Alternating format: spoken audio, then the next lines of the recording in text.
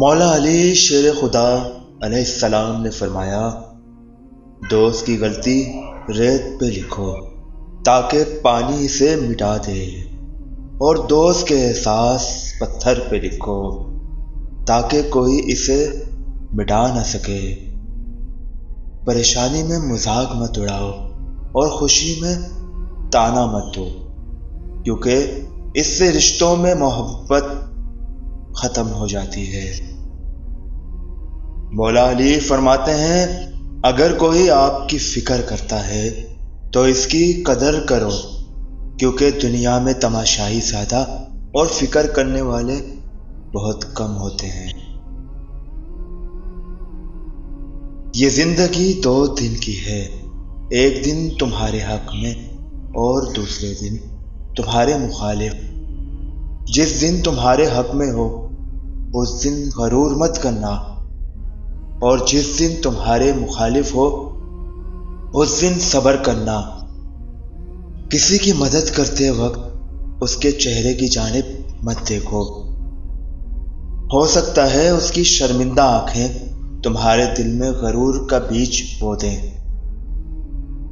جس امت کو قبرستان سے گزرتے وقت مردہ کو سلام کرنے کا حکم ہے، وہ اتنی بے حس ہو چکی ہے کہ زندہ کو بھی بغیر مطلب سلام نہیں کرتے۔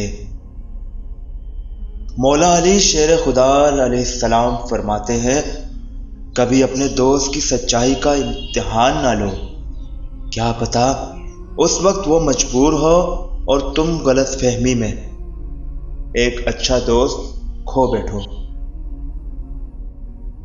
شیخ سعدی رحمۃ اللہ تعالی علیہ کا قول ہے، جب آپ مجھ میں کوئی عیب دیکھو تو مجھ سے کہو، کسی اور سے نہیں، کیونکہ اس عیب کو میں نے بدلنا ہے، کسی اور نے نہیں۔ مجھ سے کہو گے تو نصیحت کہلائے گی اور اجر لکھا جائے گا، کسی اور سے کہو گے تو غیبت کہلائے گی اور گناہ لکھا جائے گا۔ دوست کے ساتھ اس نمک کی طرح رہو جو کھانے میں دکھائی نہیں دیتا، لیکن اگر نہ ہو تو اس کی کمی بہت محسوس ہوتی ہے۔